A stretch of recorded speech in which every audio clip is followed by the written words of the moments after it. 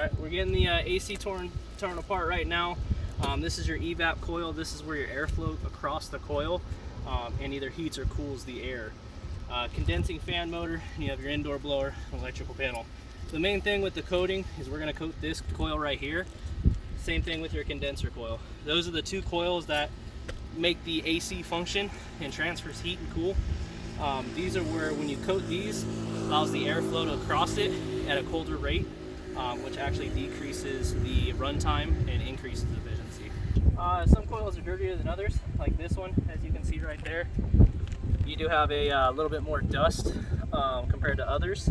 So what we're going to do is we're going to go ahead and brush the coil. The reasoning for this is you want to get between the fins and make sure all that dirt and debris comes out. The better this breeze, the better the efficiency of the better. One thing when you want to do it, you always want to go up and down. Between. If you go across, you actually damage the coils. Okay.